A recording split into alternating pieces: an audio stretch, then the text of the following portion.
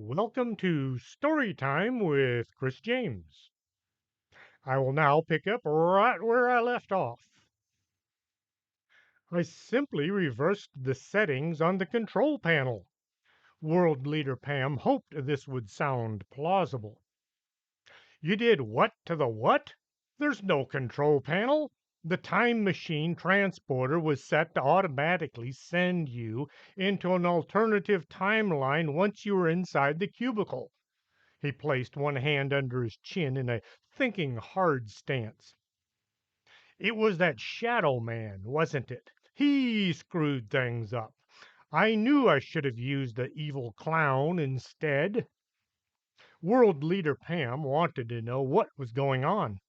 She hoped if she kept him talking, he'd spill the beans, and it might give the others time to rescue her.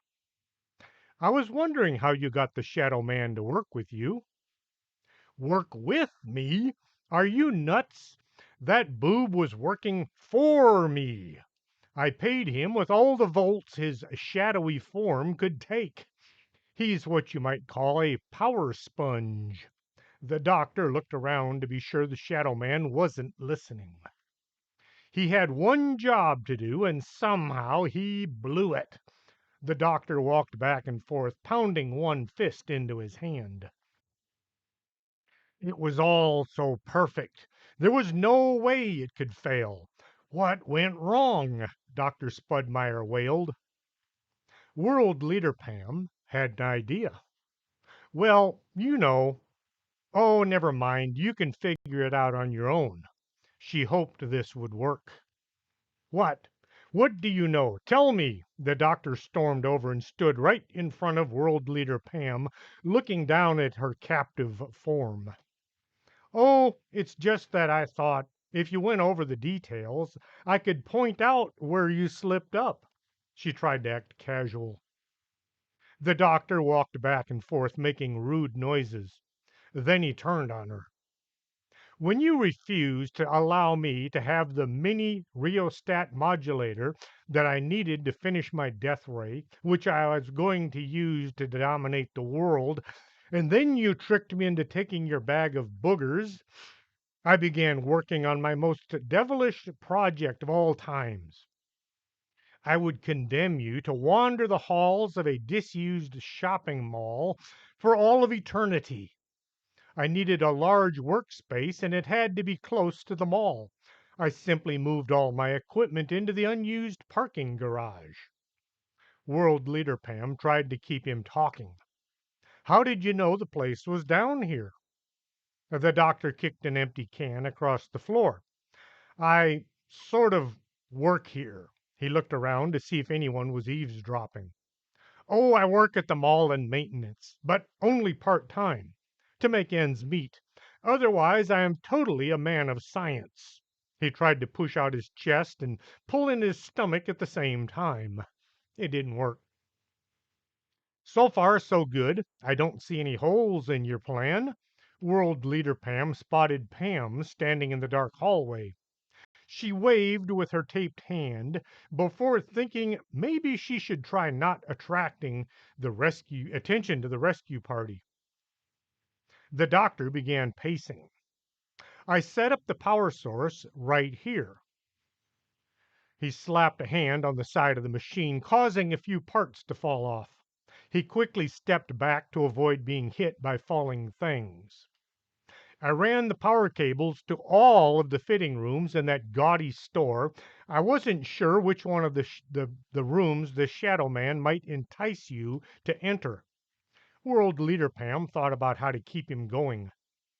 Maybe you sent me to the wrong time. No, I did not. I simply sent you to the time the mall was closed and then extended the time for a few hundred years. Okay. She thought hard to get more information.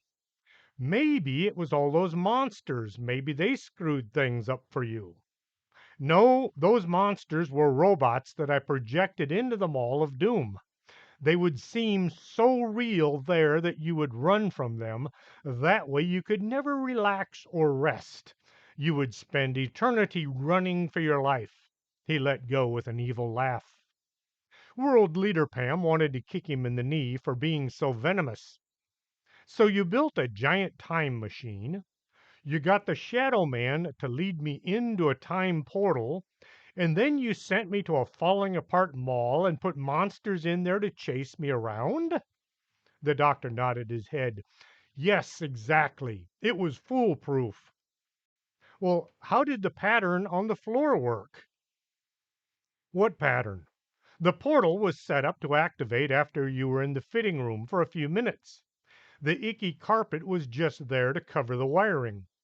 I used DNA from the bag of snot that you tricked me into taking, and I programmed the machine to activate only to your personal person. The doctor thought this just sounded a little weird. World leader Pam found herself with a huge question.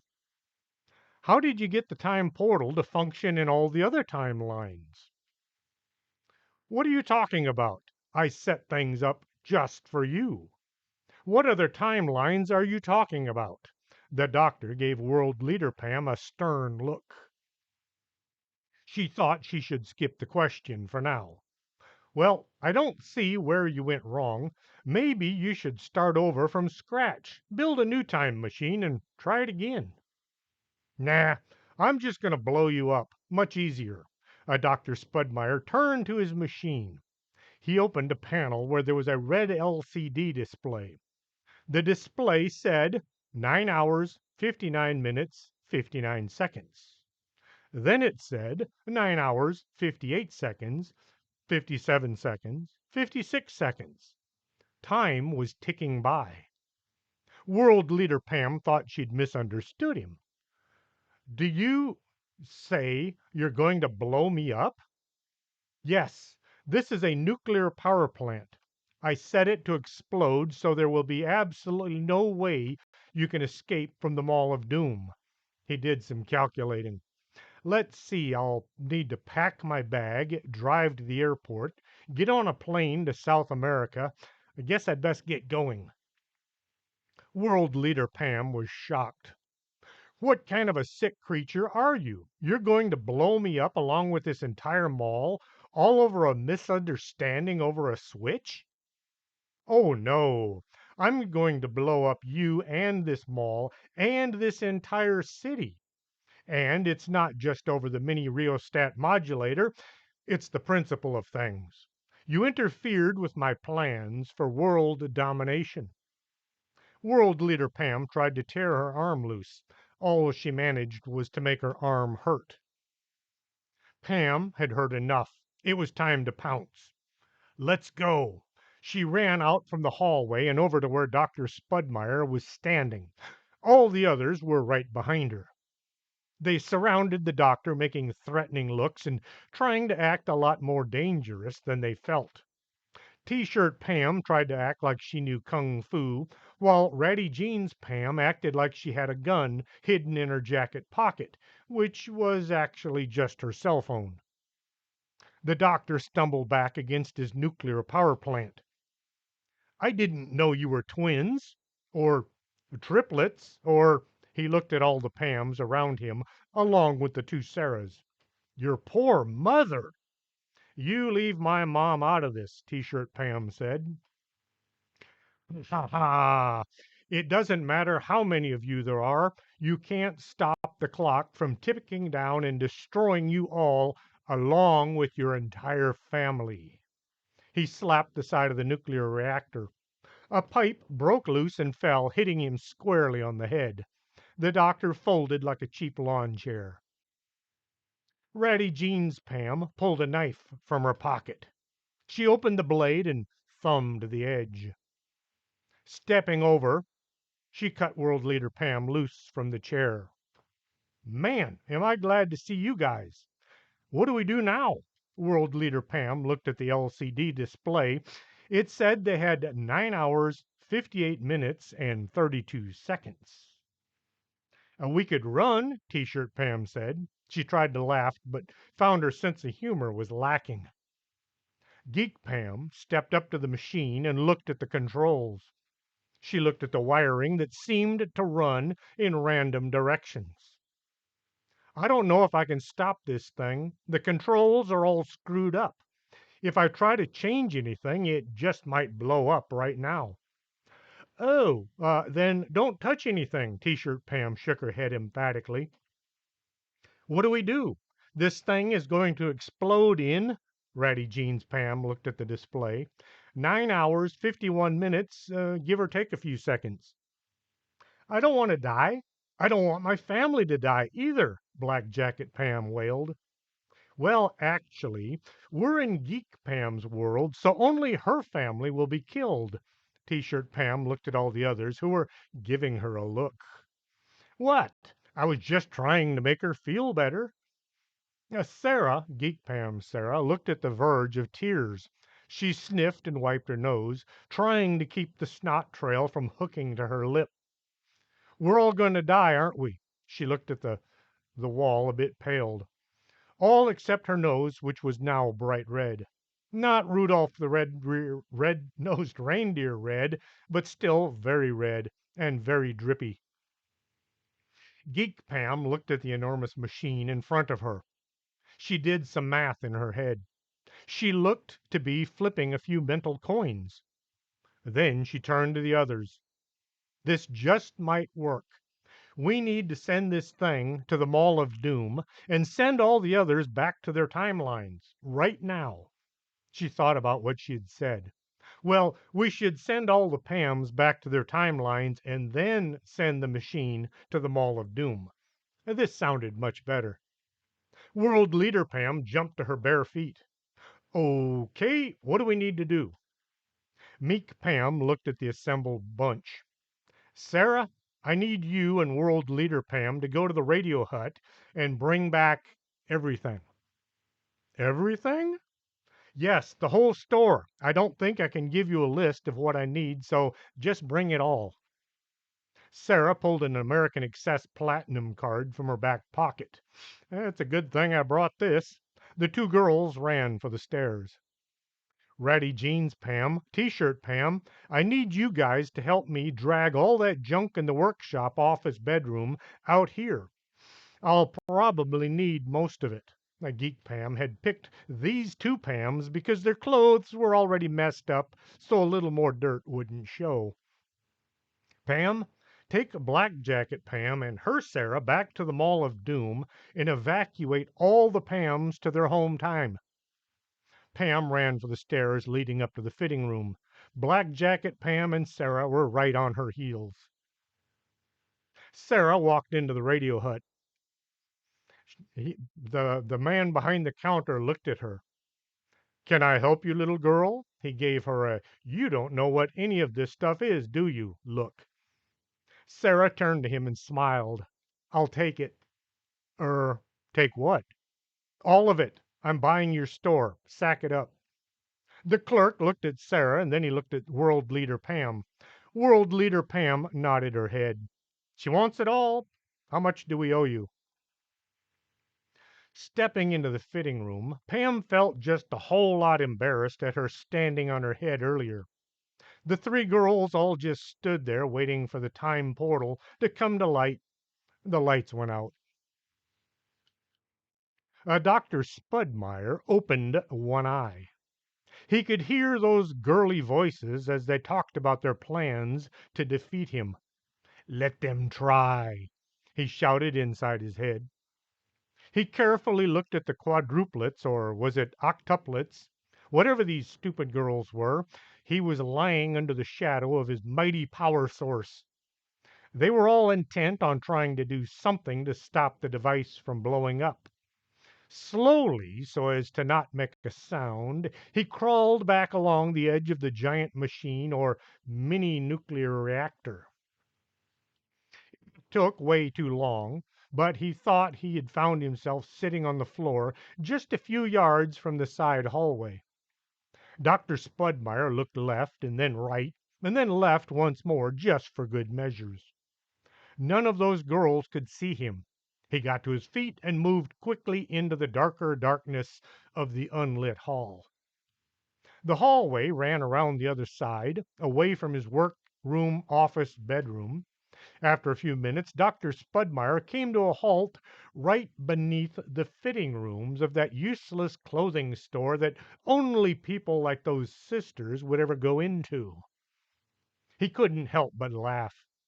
Those girls think they've defeated me.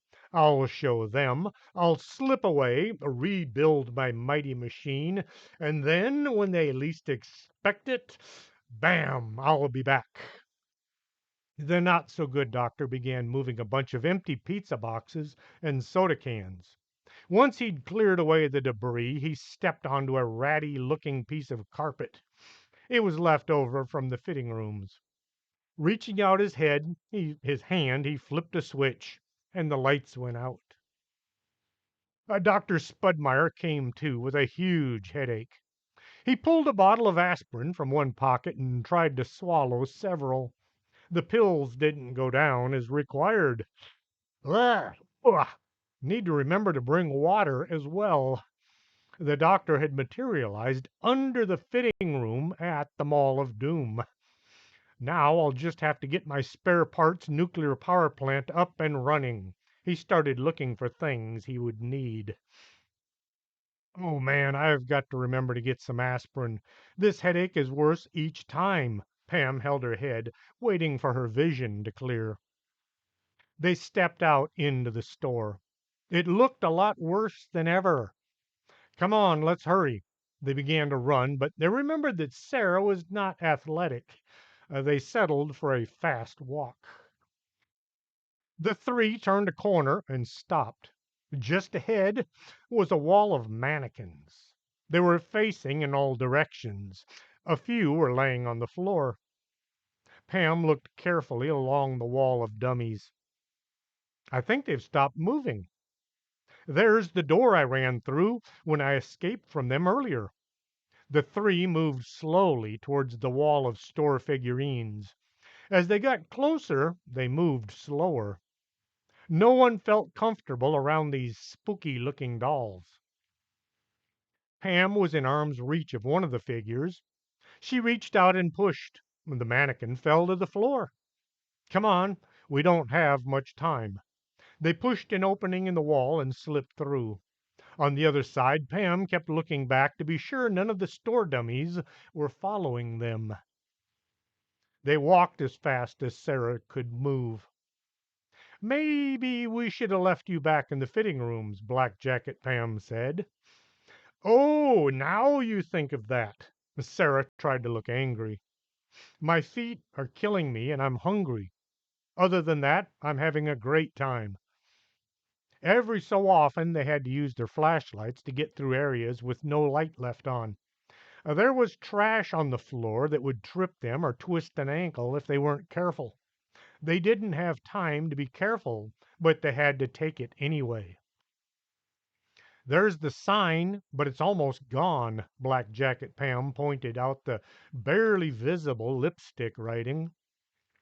They turned down the hallway and walked to the double doors. This time Pam knocked. It's us. We're back. She pushed the door open just a bit. Overalls Pam was sitting on the floor, the plastic fish in her arms.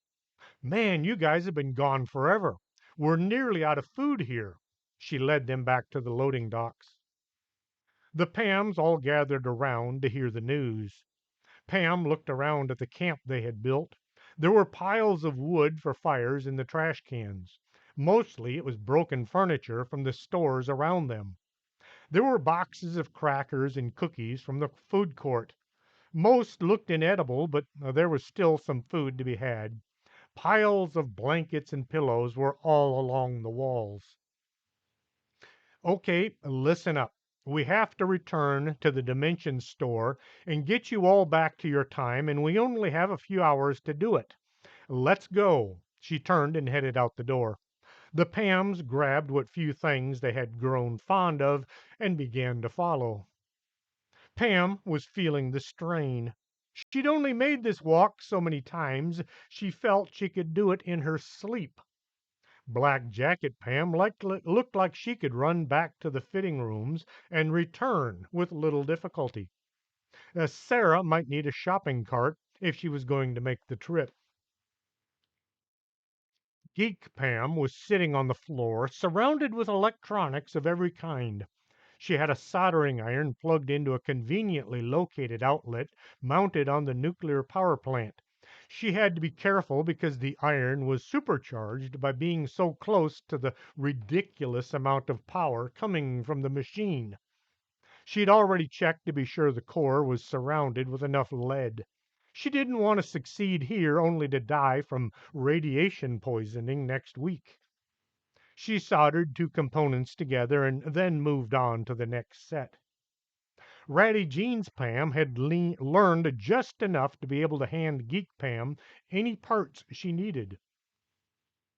There were thousands of electronic components scattered all about the floor, as well as coffee cups.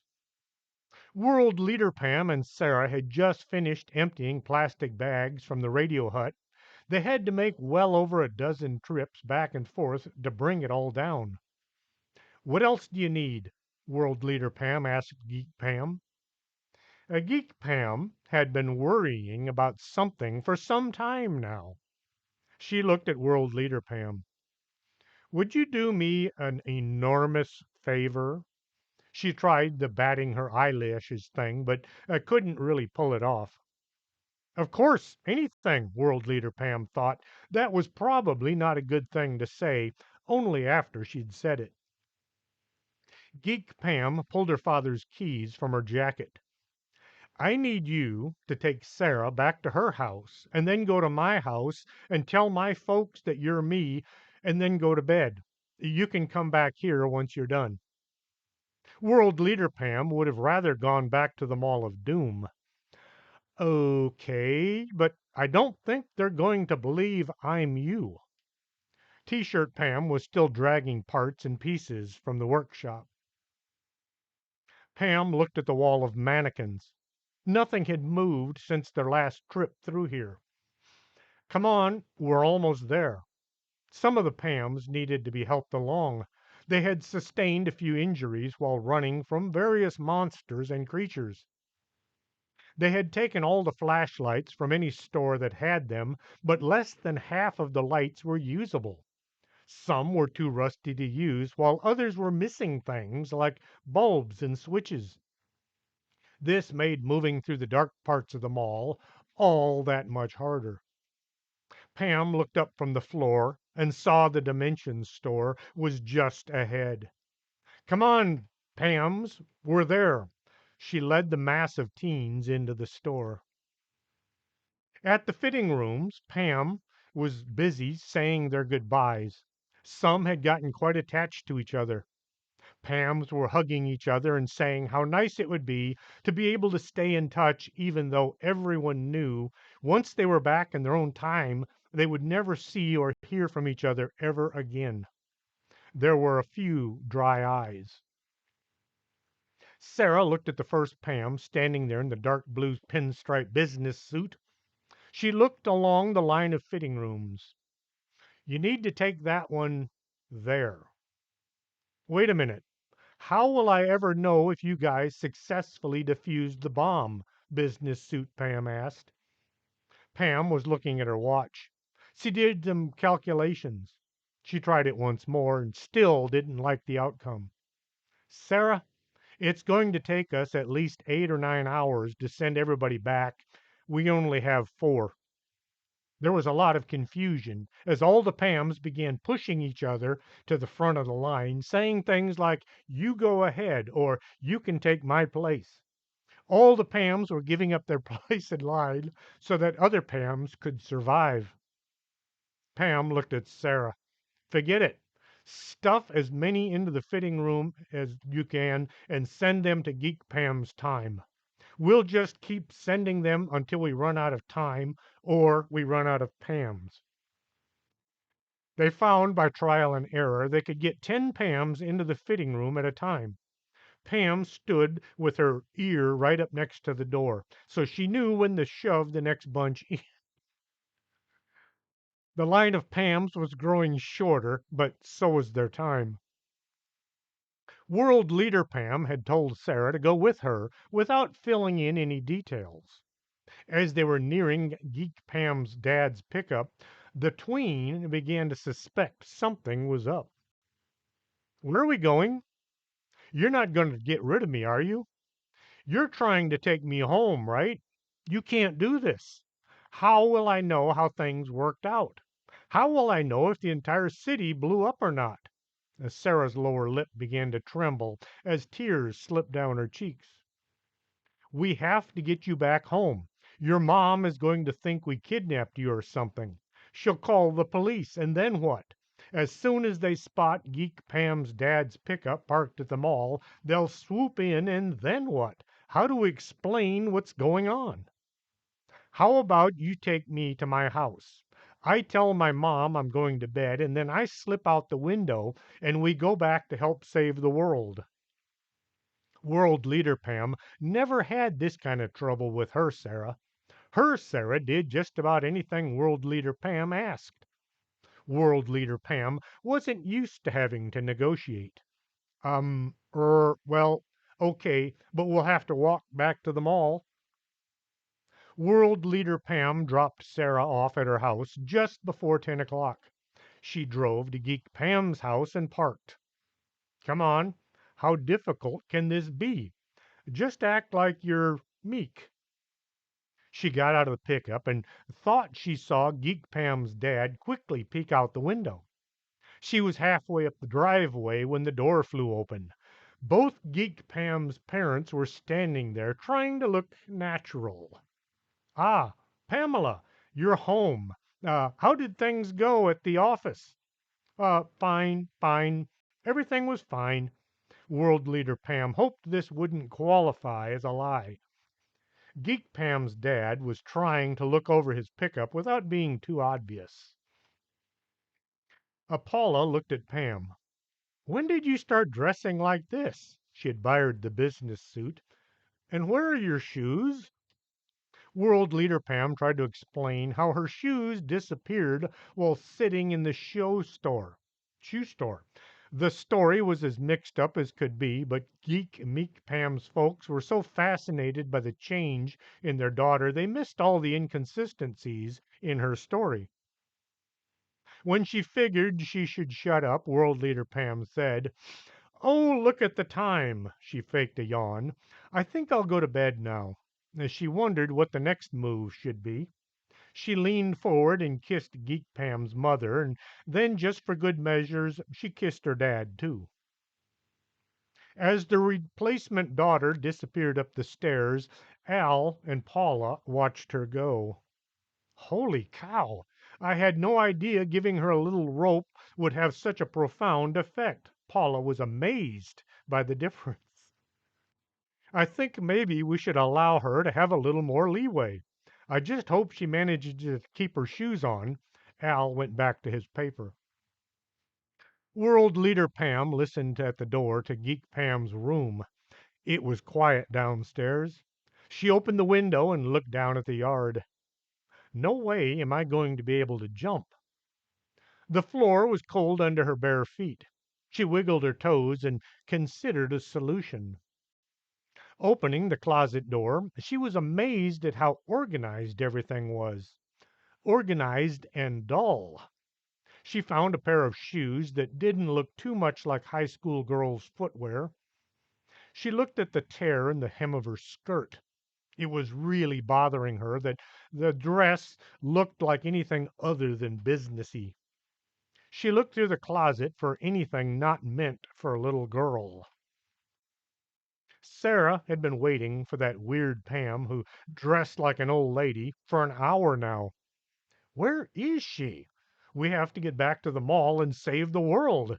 Sarah tried to relax, but she couldn't. She saw Pam coming out the front door. She was holding her shoes in one hand. As she got closer, Sarah looked at her outfit. Why are you dressed like Alice in Wonderland? World leader Pam looked down at the dress. I am?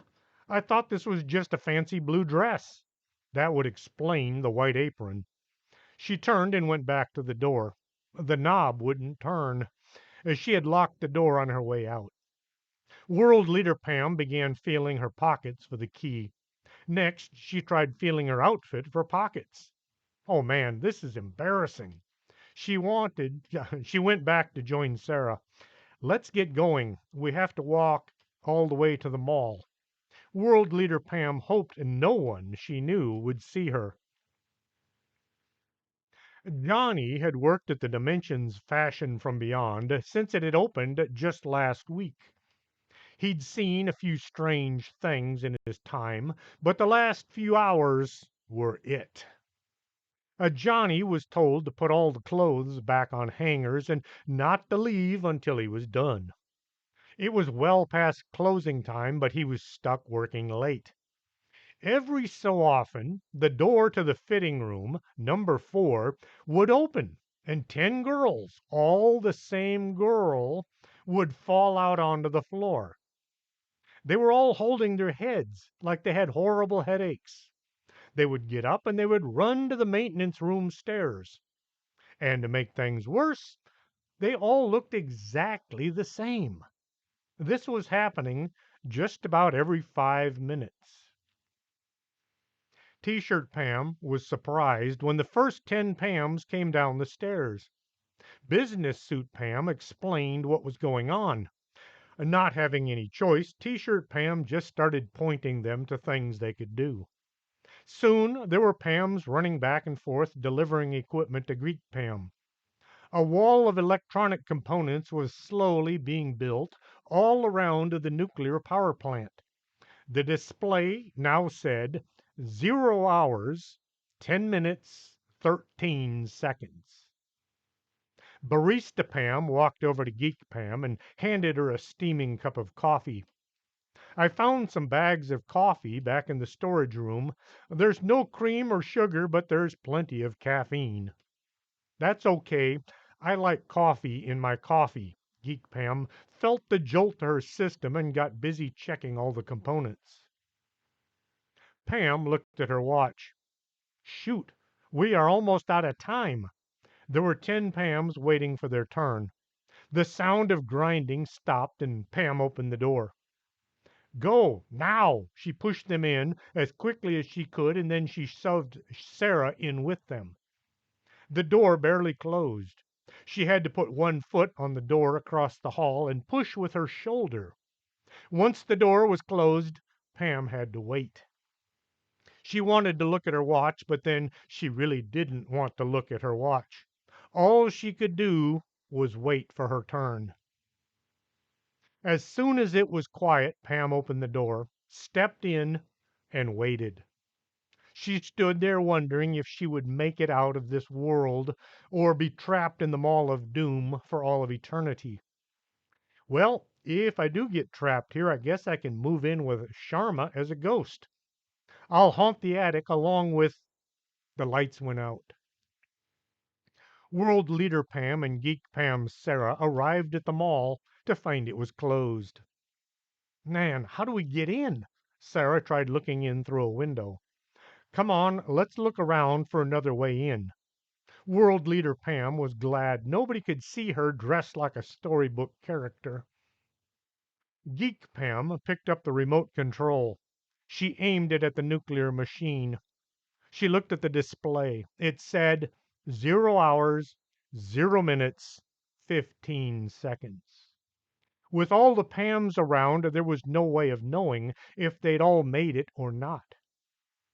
You could hear a pin drop, or at least a drop of water drop, as all eyes were focused on the display. It went from 10 seconds to 9, and then 8, followed by all the other numbers, right down to 5. Geek Pam was going to give Pam as much time as she could to escape. She pushed the power button on the remote. The components all around the machine all lit up like a long, thin Christmas tree. The display said 4, 3. Then the entire thing vanished.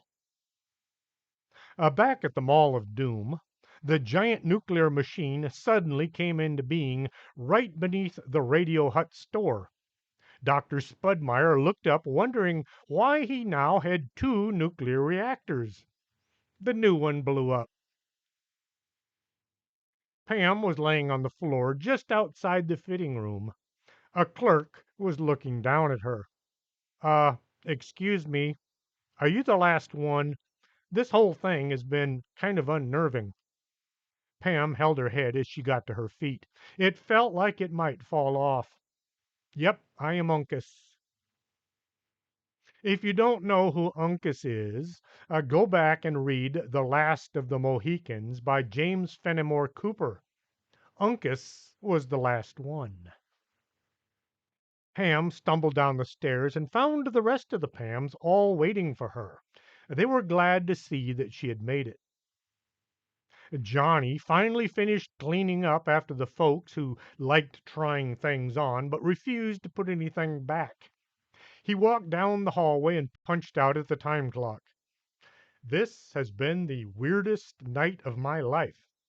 He opened the door to the parking lot. As he was about to leave, Alice in Wonderland came rushing in along with a little girl. Johnny tried to stop them. Wait, you can't come. He looked at Alice's face. Oh, never mind. He held the door for them. World Leader Pam found the stairs going down to the underground, unused parking lot. Her and Sarah made their way down, hoping they were not too late. Too late for what? They didn't know. They just didn't want to be late. World Leader Pam was just glad only a few Pams would see her dressed like this. As they got to the bottom of the stairs, World Leader Pam looked out at hundreds of faces, all looking back at her. Oh, shoot. Geek Pam looked at World Leader Pam and asked, Why are you wearing my Halloween costume? Chapter 9. Now what do we do? World Leader Pam got all the Pams' attention so they could try coming up with a new plan. I'm glad to see you're all here, but I'm also sad that we're now all stuck in Geek Pam's timeline. We're working on getting a new power source, but it might take some time. I'll let you know if and when we succeed. Pam was standing next to Geek Pam. Any idea how you can make a new nuclear power plant using these bits and pieces? Not a clue, Geek Pam said, but she said it with great confidence. The next morning somebody took up a collection, and several Pams snuck up to the food court and bought food from several different restaurants. Seeing as they had several hundred mouths to feed, they wound up going back to the same place numerous times, causing the staff to all wonder why so many teens all wanted things like meatball and spaghetti sandwiches or 200 pizzas with extra pickles. There were lots of Pams standing around trying to be helpful without getting in the way. Every so often, Geek Pam would request something from either the mall or sometimes the nearest auto parts store. Pam was sitting on a pile of empty pizza boxes watching this girl work. She started out as such a shy, downtrodden copy of Pam. A Geek Pam was now more like World Leader Pam. World Leader Pam was in a deep conversation with Geek Pam. They both kept looking at Pam. After a few minutes, uh, After a few minutes, World Leader Pam motioned Pam over to them. The two Pams led Pam into a side tunnel. This book is confusing. The two Pams led Pam into a side tunnel. There's something I have to tell you. She got right up close to Pam's face, blocking any movement from around them. Meek Pam was doing all the movements. World Leader Pam looked deep into Pam's eyes. I'm so sorry I have to tell you this, but your parents are dead. Pam looked at World Leader Pam in shock and dismay. What? What happened? How could this be? Pam began to cry. She felt all the missed times with her folks piling up on her shoulders. World Leader Pam hugged Pam and patted her on the back. There, let it all out. Think about all the times you were late to dinner and missed having time with them. This made Pam cry even harder. She tried to not believe her, but world leader Pam was just so convincing when she spoke. Okay, that's enough. I got it, Geek Pam said. She was holding a parabolic mic right up next to Pam's head. Pam looked through blurry eyes at Geek Pam, and then she looked at world leader Pam. What? Why? Who? I'm so sorry, really. I did that, but it was the only way we could do it. World leader Pam looked ashamed by what she had just done. Pam looked at world leader Pam, dressed like Alice in Wonderland. What's going on, and how do you know my folks are dead? They're in another timeline right now. Look, Pam, I'm really sorry about that. Geek Pam has come up with a way to get us all home, but we needed a lot more power, so she looked at Geek Pam for her input.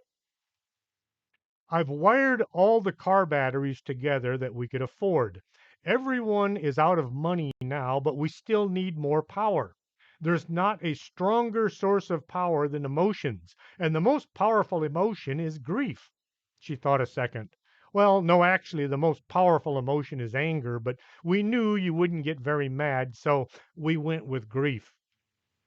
So you used me to charge your batteries? Both the other Pams nodded. Okay, so my folks aren't really dead? Nope. They're still there, but they might be wondering where you are right now. Do you have enough power? Geek Pam did some calculations. I'm afraid we're going to have to torture a few dozen more of us before we're up to full power. That's terrible. Pam felt weird not knowing if she should be mad or sad or accept what world leader Pam and Geek Pam had just done. Tell me about it. I feel rotten about telling you what I said, but it's our only means of ever getting home. World leader Pam noticed a shiny puddle on the shoulder of her costume. Pam decided she really wanted to go home. Okay, who's next? They called the next Pam over to tell her the bad news. World leader Pam peeled the nasty snot soaked apron from her body. Oh man, I feel like such a rotten person. I've made over 20 young girls cry. Each and every one of them had cried on her shoulder and left behind more than just tears. Pam had found a box of Kleenex in the office, but none of the Pams managed to get their bodily fluids onto the paper. Just world leader Pam's white cotton apron. The three Pams were sitting in the office next to a huge pile of car batteries. Pam looked at the pile. So, do we have enough power to send everyone home now? World leader Pam looked at Geek Pam. Geek Pam looked back at world leader Pam. They had a discussion with just their eyes. You might want to tell her now, Geek Pam said. Pam looked at world leader Pam.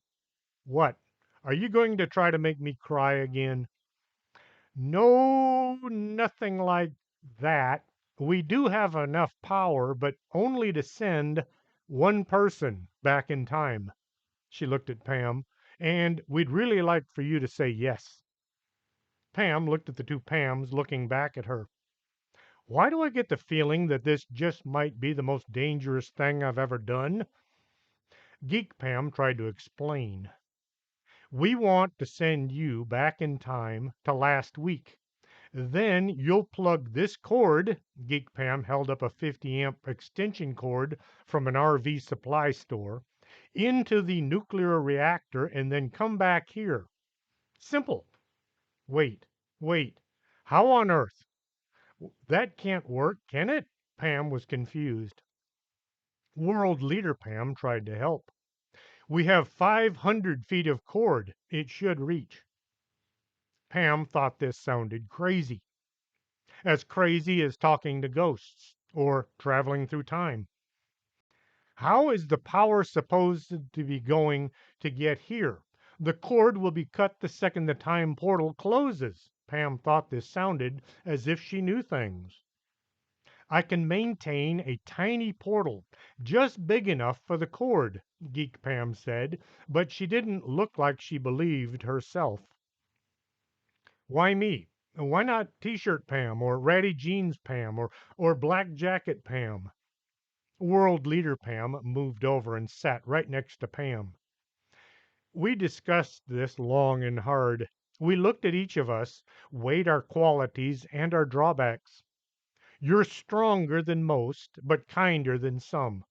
You managed to survive a few more adventures than a lot of us ever went through. Of all the Pams, you're the best Pam we've got. Geek Pam gave her a thumbs up. I'll probably regret this, but okay, when do I go?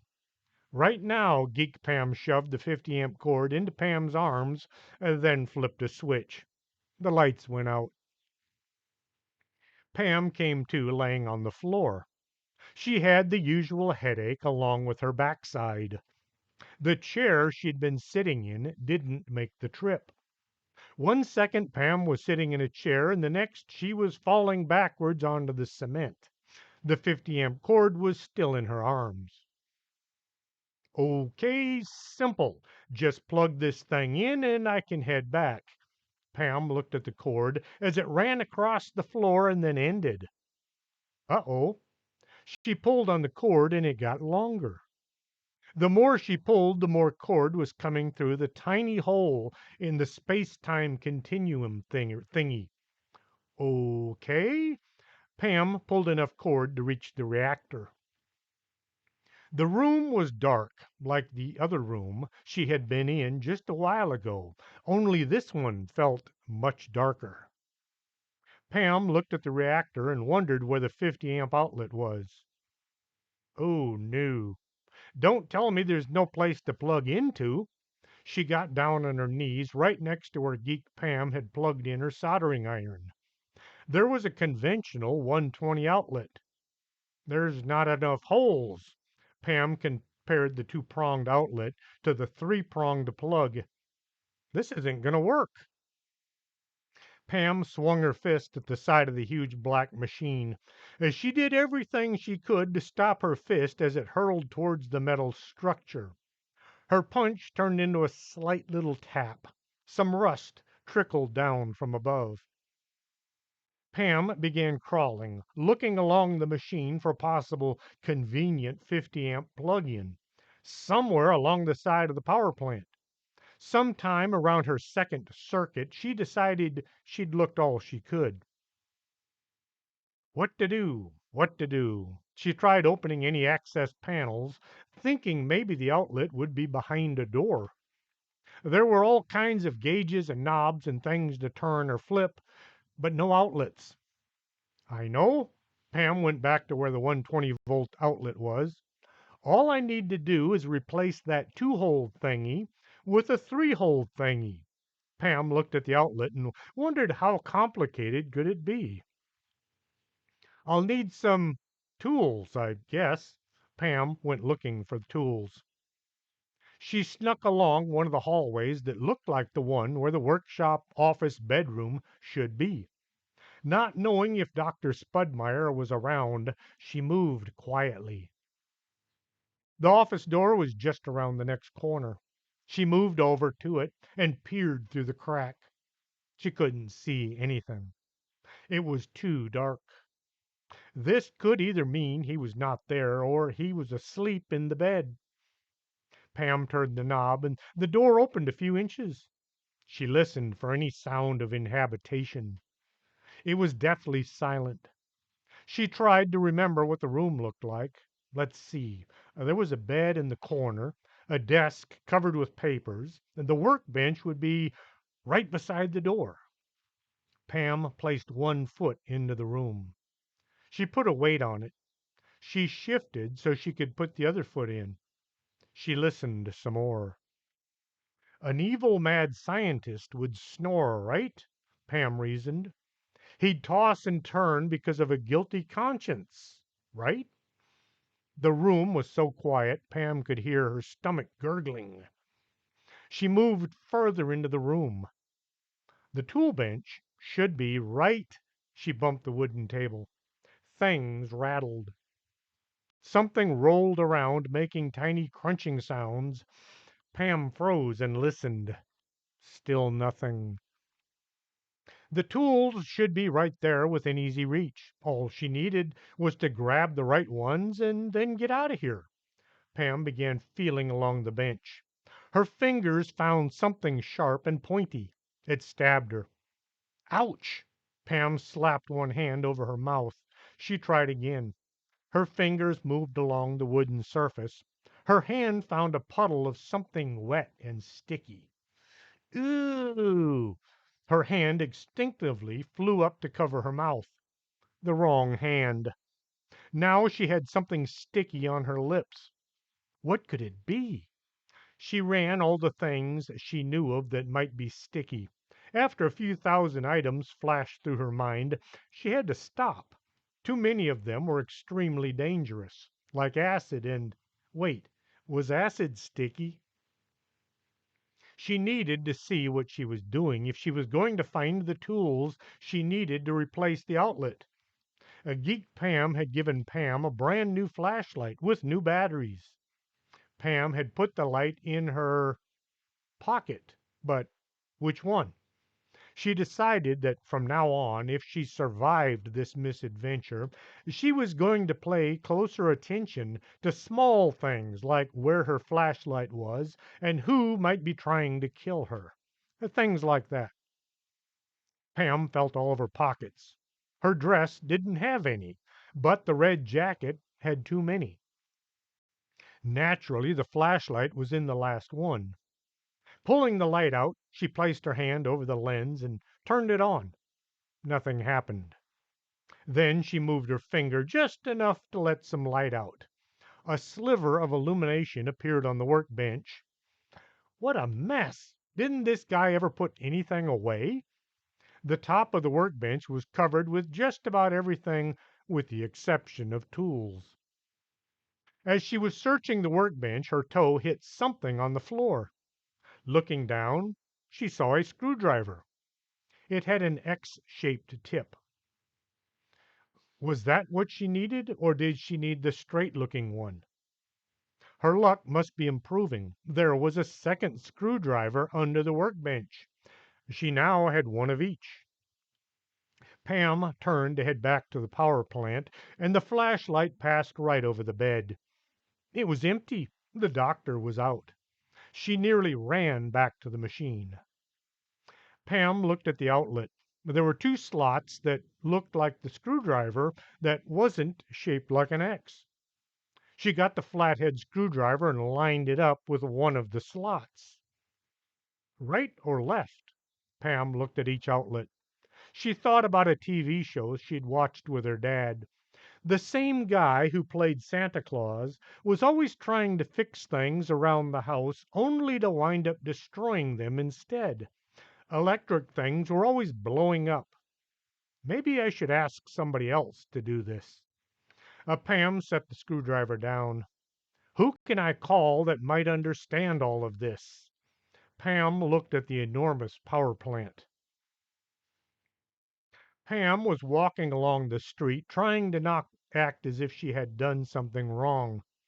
People kept staring at her, and it was beginning to make her feel like a criminal or something. Just keep walking, act natural. Nothing to see here. She wondered why so many people seemed interested in her.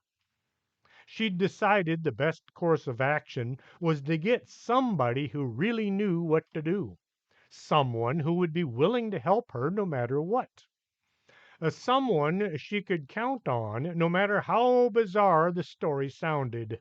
She was heading to the office. As she came into sight of the office, Pam began to worry that just maybe this was the wrong thing to do. Did she have a choice? Yes. She could just walk away and try to deal with the fact that she'd abandoned all of herselves from all their timelines. They would all grow old there under the mall, wondering why she didn't help them. They'd probably hate her. I don't want to hate myself. Let's do this. Pam stepped up onto the porch. The door looked new. It had been replaced sometime in the last few weeks. Pam grasped the doorknob and tried to turn it. Her heart was pounding. She opened the door and stepped in. Meek Pam was sitting behind the receptionist's desk. She'd been busy making sure the Rolodex was accurate with all the staff contact information up to date. She did this about twice a week. The door opened and somebody walked in. Meek Pam looked up and froze. There was some strange girl standing in front of her desk. "I need your help. The world as we know it depends on us," the strange looking girl said. Pam looked at Meek Pam and wondered what she'd done wrong. Meek Pam was just sitting there staring at her. Meek Pam looked at the stranger. She looked kind of familiar, but she definitely needed a shower and some clean clothes. For some unknown reason, she had grease smeared all over her mouth and chin. It looked kind of like a Van Dyke beard in a greasy way. Her green dress was covered with greasy handprints. The red vinyl jacket had too many pockets. Her boots looked cool, but they clashed with everything. Um, if you'll just fill out this form, Meek Pam passed the standard "I need help" form across the desk. "I'll see which of our staff can be of assistance to you." She couldn't pull her eyes away from the greasy smear. Pam felt as if something had gone wrong. She looked at the form and went over to one of the waiting room chairs. Sitting down, she looked at the form. "Man, I wish we used something like this." She made a note to suggest generating one of these once she got back to the office. Well, her office, that is. Pam looked at the form, and then she looked at the hand holding the form. It was covered in a thick layer of grease. Where did that? The workbench. Hand and sticky. Ick. Hand too. Pam jumped up and ran to the bathroom. Looking at her image, Pam saw why everybody had been staring at her. Her mouth and chin were layered in thick black grease. It looked like she was growing a beard or something. Pam grabbed a handful of paper towels and began scrubbing. Meek Pam looked over at the bathroom door and began to worry. That weird girl had been in there an awful long time. Maybe she should call someone. Pam flipped through the Rolodex, looking at names of all the staff members and their specialty. Nobody was listed as dealing with crazy people. After waiting as long as she could, Meek Pam stepped over to the door. She tapped softly on the frame. "Are you okay in there?" Pam heard the tapping on the door. Then she heard Meek Pam asking if she was okay. Pam opened the door, reached out, grabbed Meek Pam, and pulled her into the bathroom, and then closed the door. "Shh." Pam held a finger up to her lips to show what she meant. Meek Pam stared at her eyes so wide they might fall out. "I'm sorry. I didn't do it. It's not my fault. Don't kill me." She looked as if she might just pass out. She closed her eyes so the crazy girl would go away. "I'm not going to hurt you. I need your help. You, not one of the staff." Meek Pam tried to relax. There was something about this crazy girl that appealed to her. "Have we met before? You look like somebody I know." Pam pulled Meek Pam over to the mirror. She turned her so she was looking at her image and then tried to make the same facial expression. "Hey, you need to open your eyes." Meek Pam opened just one eye so things wouldn't enter too quickly. She looked at Pam in the mirror. She looked at herself. She looked back at the girl looking back at her. "Are you my long lost twin sister? We were separated at birth?" "No." Pam didn't have a clue where to go from here. Pam spent a lot of time trying to explain what she was doing and why she needed Geek Pam's help. So you're me from the future, and you need me to change an electric plug so you can send power to the future? Meek Pam figured she would humor this crazy person until she could get somebody to help, preferably Mr. Armstrong. He had lots of guns. How did this crazy girl make herself look like me? Inside her head, she asked.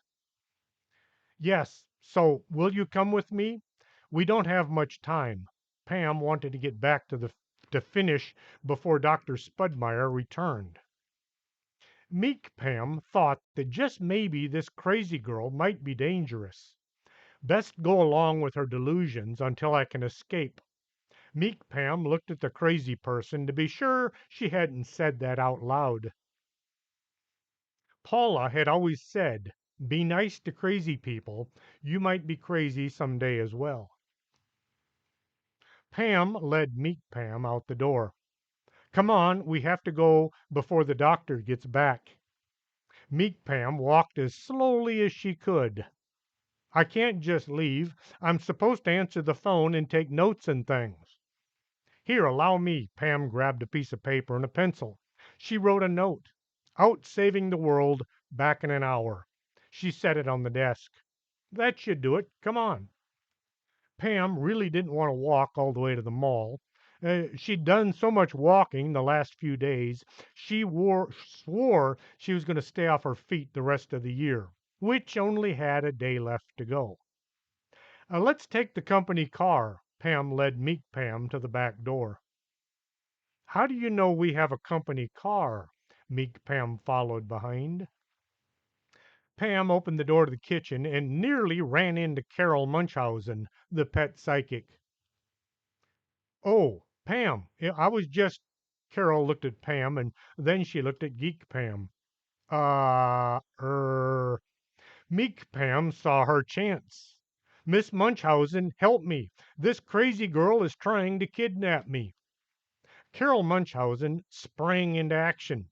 She wasn't all that big and had never taken any kind of unarmed combat courses, but she was used to dragging huge animals all around the kitchen while trying to communicate with them. She gave Pam's shoulder a shove, which caused Pam to turn to the right. As she went, Carol moved in and got behind her, pinning her arms to her sides. Pam's arms, that is, to Pam's side. Pam tried to break free from Carol, but the pet psychic was stronger than her. Meek Pam just kind of moved out of the way and tried to not get hit by any flailing feet. She must be crazy. She said she was from the future. Prince Wapo came strolling along the hallway as only a giant cat can stroll. He showed little interest in the goings on going on right in front of him. He came to a stop right in front of Pam. He stared at Pam and then he turned his gaze to Meek Pam. Pam stopped struggling. Meek Pam stopped trying to explain what she thought was going on. Carol looked at the prince. He made some kind of a weird sound. It wasn't a meow or a purr. It was more like a loose screw makes in a vibration as it's in a small hole. Carol let her grip loosen up. Really? She said, followed by, Are you sure? And then, Well, I know you're a cat, but the prince made a few more sounds and then sat down and began licking his front paw. Carol looked at Meek Pam, and then she let go of Pam and looked at her instead. The prince just said we should listen to this girl and do what she says. Meek Pam looked at Carol as if she might be the crazy one. Are you sure? He's just a cat. How does he know we can trust her? The prince gave Meek Pam a look that conveyed his displeasure at her failure to immediately take his word as gospel. That's what he said. Carol looked at the dirty twin to her receptionist. Are you really from the future? Pam didn't want to go into all the details just now. We need to go we need to go change out that plug and we don't have much time. Well, come on, I'll take you two for a ride. Carol led the two Pams out to her pickup. It looked like what you'd expect to see on any farm or ranch, just the one seat. Carol got behind the wheel, and meek Pam jumped in next to her, not wanting to have to sit next to the crazy person in case her insanity was contagious. She also wanted to be close to Carol in case there was another fight. Pam got in last. Meek Pam found herself sitting next to the crazy person anyway. We need to go to the mall. Carol rolled her eyes at Pam. Are you putting me on? I wish I could explain it, but we don't have any time. Pam sat back and tried to relax. The drive only took a few minutes. Carol began looking for a parking spot. You can just drop us off. I appreciate the ride, Pam said. I think I'd better come with you. I don't think Pam here, she pointed to meek Pam, is old enough to be running around on her own, and I'm still not completely convinced you're on the up and up. Pam considered how wild she must look, having run through the Mall of Doom so many times she'd nearly memorized the place. She still had grease on her chin, and her clothes were more ratty looking than ratty Jean's Pam, who did have a bunch of holes in her pants, but at least they were mostly clean. We need to go to the maintenance door near to the gift wrapping store. Pam opened her door. Meek Pam slid out the driver's side after Carol. The door should be unlocked. Pam led the two through the mall. They walked behind her a few feet, but they stayed with her. Pam saw the door she wanted. Please be unlocked, she said as her hand reached out to the knob. It turned, and the door swung open. Pam breathed a sigh of relief. She held the door as her companions followed her through. At the bottom of the stairs, Carol stopped and looked at the gigantic machine sitting in the middle of the room. Wow, you weren't kidding. It looks just like a nuclear reactor, only smaller. Pam kept looking in all directions for Dr. Spudmeyer. We have to hurry, but keep quiet. The mad scientist might be around here somewhere. She looked in every direction at once. Carol squatted down on her heels. She made a weird squeaking noise. What are you doing? Meek Pam looked at Carol as if maybe she had one or two screws loose. I'm calling the rats, Carol said, as if they were a normal thing to be doing. Rats? There are rats down here? You didn't say anything about rats. Meek Pam looked from Pam to Carol, blaming them both for her plight. As Carol was sitting there, a rat came waddling up to her. It stopped a few feet away and rose up on its haunches. It squeaked at her, and she squeaked back. They did this a few times, and then the rat went waddling away. What was that all about? Meek Pam asked in a very mild voice. The rat said the weird guy that hangs out down here is gone. They're going to keep an eye on all the entrances and give me a heads up if he comes back. Carol got back to her feet. You can pretty much do whatever it is you need to do now. Pam showed meek Pam the outlet. I need that to look like this. She held up the 50 amp plug. No way, that's a normal 110-volt 15 amp household plug. What you need is a 50 amp RV outlet. Oh, uh, where do I get one of those? Pam looked around in case there was an RV dealership nearby. Meek Pam just stood there looking, well, meek. Carol looked around the underground complex. Is there a storeroom or a maintenance room around here someplace? Pam pointed to the hall. There's a combination workroom, office, bedroom over there. She led the two over. Once they found the workroom, meek Pam got busy looking for the right outlet. She found one that should do the trick. She grabbed some wiring and a few odds and ends. We might need these as well. She handed everything to Pam. Meek Pam pulled the toolkit from under the workbench. Might need this as well. They headed back to the reactor. Meek Pam didn't look like she knew what she was doing. She looked scared as she opened a panel on the side of the reactor and began messing with wires. Pam stood by watching as the teen unscrewed one thing and screwed in another. Carol wondered about the underground parking lot. She wanted to take it all in. Wow, if I'd known this was down here, I would have come to the mall at least once. She pulled her cell phone out and clicked some photos. She got a dozen of Meek Pam working on the wiring. How often do you get to watch a receptionist rewire a nuclear reactor? She took several of the two Pams together. The 50 amp outlet was now wired to the nuclear generator. Meek Pam was checking all the settings while Pam and Carol carried all of the tools and the parts back to the workshop. I had no idea she had such talent, Carol said. She's kind of wasted sitting there answering the phone. Pam considered how much she should say. Just watch. In a few days, she's going to be like a different girl. Geek Pam looked at her hobbled together control board. We're getting a steady flow of power. It's time to start sending people home. After all that messing about with getting the right wires from the right fitting room, Geek Pam now had a set of portals lined up on the floor with easy to follow instructions written on them. Step into the circle, face north. There was a sign showing which way was north. Wave your right hand. The reason she chose waving your right hand as the activation mechanism was it looked like you were waving goodbye, which you were. World leader Pam had everybody lined up and ready to go. Okay, Pams, listen up.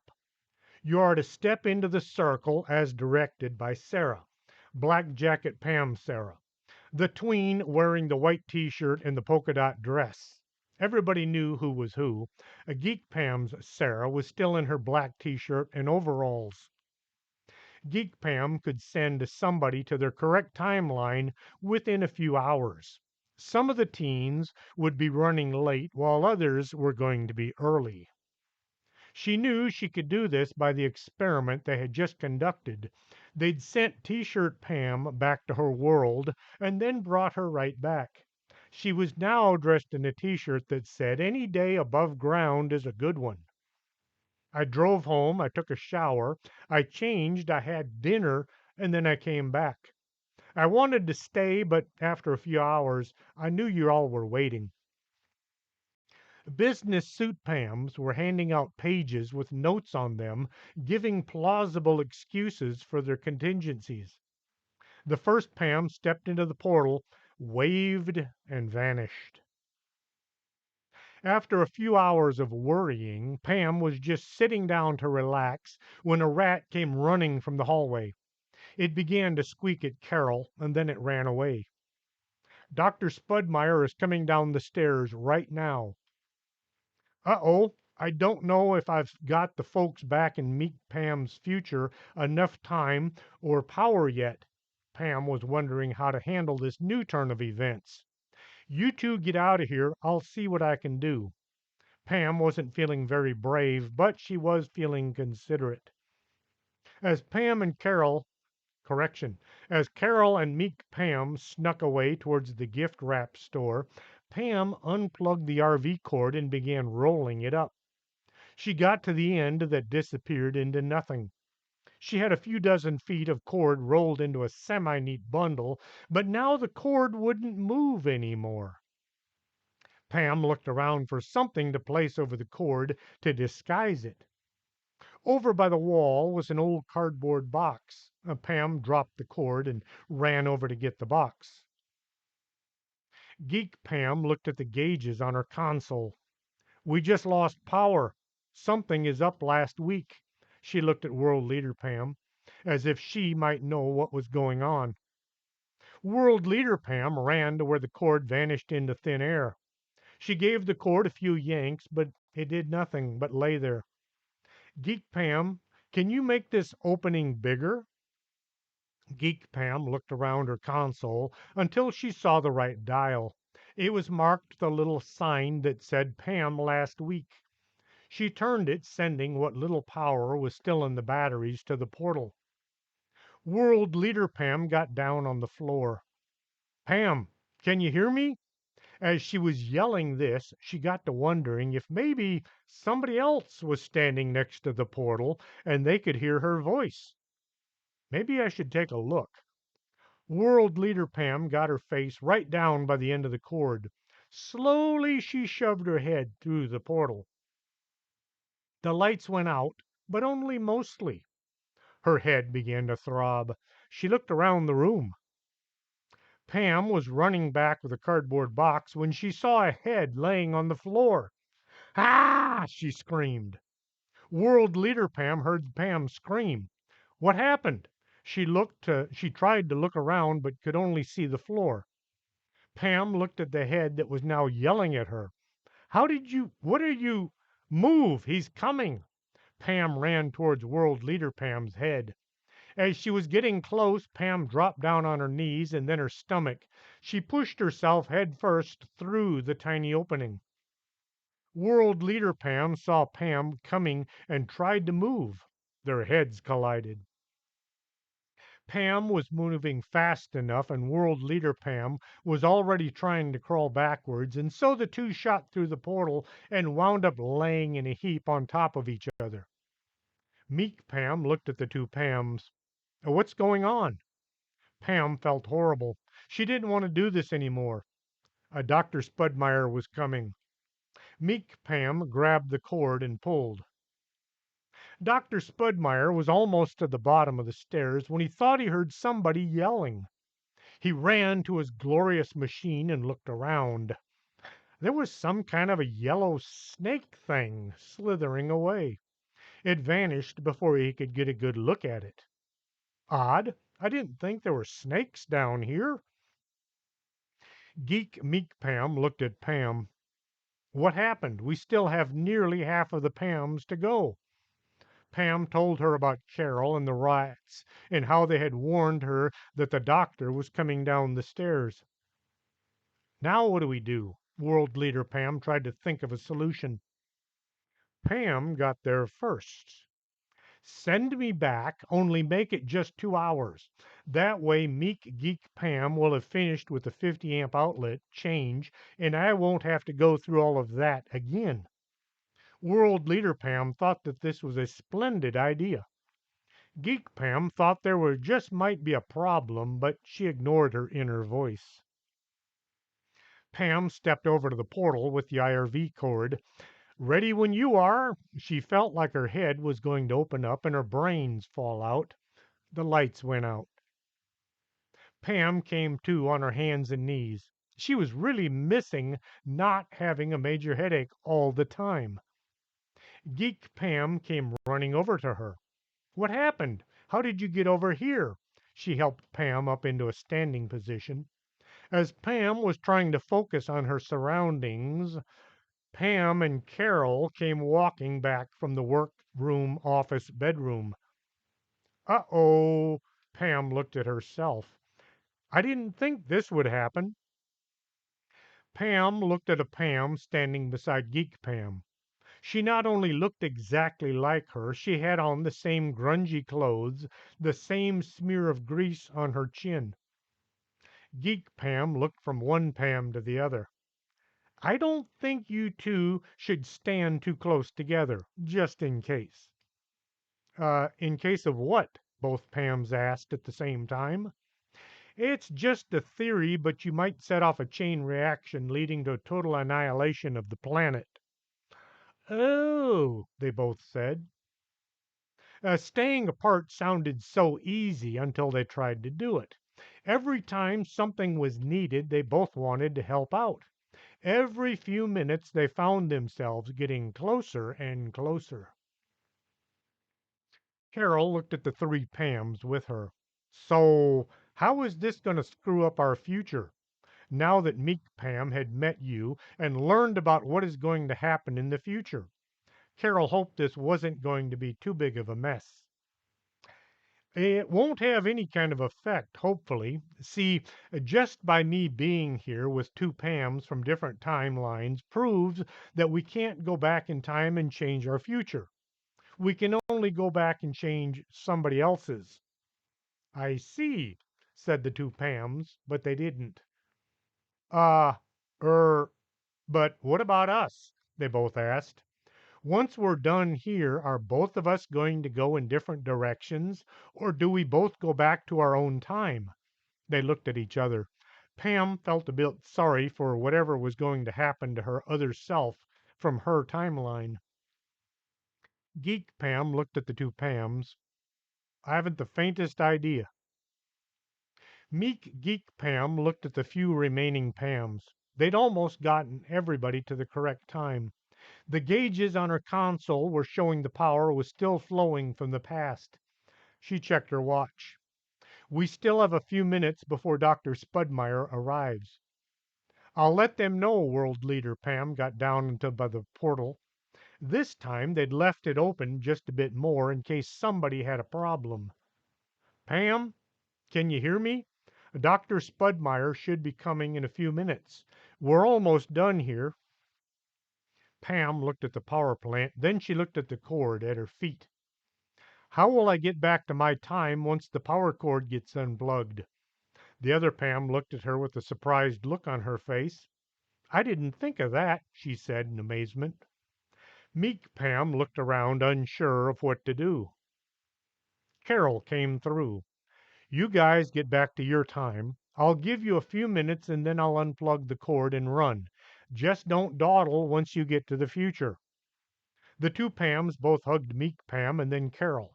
Let's go before something else goes wrong. Pam ran to the portal. The other Pam was right behind her. The two Pams vanished through the hole. Carol looked around for the rats. We still have a few minutes. She looked at Meek Pam. I had no idea you were so complicated. Pam and Pam crawled through the portal. The lights went out. Pam sat there with her head between her hands. I don't deserve this. She felt sicker than ever. She opened one eye and she saw herself sitting right beside her. Uh-oh. World Leader Pam looked at the two Pams sitting on the floor by the portal to the past. I don't want to hurry you two, but we have 2 minutes to get you both gone. Meek Pam and Meek Pam Sarah were the only other people in the room. How are we going to do this? Pam looked at herself and wondered what was going to become of her. Both of y'all make the jump together and it should work out, Meek Geek Pam said. World Leader Pam thrust the papers into Pam's hands and then stepped into her portal. She waved and was gone. Well, it was nice meeting you. I'll see you at work. Pam gave Geek Pam a quick hug and then stepped into the circle. The other Pam had to hold on to her so they could both stand in the middle. Pam waved her hand and the lights went out. Carol unplugged the cord and shoved it into the corner. The end was cut off like a sharp knife through butter. Meek Pam saw the rats running from the dark. It's time that we were someplace else. The two ran for the exit. Dr. Spudmire came to the bottom of the stairs. He thought for just a second he heard somebody yell, but it was gone before he could say for sure. Oh well, just echoes from the past. He headed for the office. Pam awoke laying on the floor of the fitting room. Her feet were up in the air, and Wendy was sitting on her chest. Pam felt as rotten as she ever felt. At least her boots were on the right feet this time. Somebody was banging on the door. Are you okay in there? I'm going to call security. Johnny, don't bother. It's only me. Pam felt as if she knew the clerk since she'd seen him so many times. She managed to get to her feet and stand up without passing out. She opened the door while looking at Wendy. Can you hear me? Are you in there? She looked at the doll and then she looked up at Johnny. Johnny was looking at this crazy girl who somehow looked so familiar. She must be nuts. She's talking to one of those elves on the shelves thingy. Chapter 10. Home again. Pam didn't feel like walking back to the office. Her head was pounding. She needed a bath. Well, she needed 3 baths. Her hair was all matted and sticking out in all directions. Her legs hurt from all the running, and now she had an overwhelming feeling of loss, as if her twin sister had vanished. I feel so alone all of a sudden. Pam had looked at the bus stop right outside the mall entrance, or exit, depending on which way you were facing. She felt her pockets, but already knew she didn't have a cent on her. Everyone had used all their cash to either buy electronics or food. Well, I guess I walk. She was halfway across the parking lot when an old beat up pickup truck stopped right next to her. Pam looked over and saw Carol. "What are you doing here?" Carol looked at Pam as if she looked bad, which she did. "Prince Wapo told me I simply must take him to the mall. As soon as we got here, he said to drive around the parking lot one time. I was just driving by when I saw you. You look rough. Need a ride?" Pam was about to get in, but the prince was sitting in the passenger seat. "How about scooting over?" He acted as if he didn't hear her. Carol did some of her cat talking stuff, none of which sounded like meowing. After a few minutes, the prince stretched his legs, arched his back, scooted over a few inches, and went back to sleep. Pam was able to get most of herself onto the seat. Carol looked at the triple espresso sitting in the cup holder. "Here, you look like you need this." She handed the cup to Pam as she started driving back to the office. "Uh, can I ask?" She gave Pam a quick once over. "I saw you less than an hour ago. What happened?" Pam tried to put everything that had taken place over the last few days into just a few words. The usual." Carol parked out back. She liked to be close to her office, and the kitchen door was right there. Pam opened the door so the prince could meander in on his own time. She thanked Carol for the ride and went in search of some place quiet to sit. Pam was in the goat's bedroom. The Wendy doll was sitting on the bed side table. Pam looked into its painted on eyes. "Are you in there?" She felt as if this was not going to work. The Wendy doll sat there not doing anything. Then it said, "Pam, I thought I heard your voice. What's up?" Pam was so surprised by being answered, she nearly forgot what she was going to ask. "I know Christmas is come and gone, and I really appreciate what Santa got for my mom and all, even though I don't know what it was. But I was just wondering if maybe I could make one tiny little request. Take it off my next year's Christmas gift list." Go ahead. All I can do is report. The big guy makes the decisions." Wendy sat there with her painted on smile. "I was just wondering if somehow, maybe, you or Santa, that is, could maybe fix Susie Quirts, a.k.a. Mrs. Hatchet, a.k.a. Bonnie Fulbright, a.k.a. Dorothy. And don't forget Annabelle, whoever she is. Maybe compress them all into one personality." The look on Wendy's face conveyed extreme shock, even though her expression never changed. "Yikes, that's a big order. I've never had one this big." Wendy had a contemplative look on her unchanged, smiling face. Pam looked at the doll. It sat there on the table doing nothing. The sound of the clock ticking grew louder. Pam wondered where in the world that clock was. There was a knock at the door. "Come in," Pam said, before questioning who it might be. Susie stepped through the door and closed it. She looked at Pam and then at the doll. "Are you busy?" Pam looked at Wendy and then realized she wasn't alone. "Oh, I was just admiring the workmanship on this elf." Susie looked at Pam as if she might be the crazy one. Susie's gone away, Susie said. Pam looked at her as if she hadn't understood.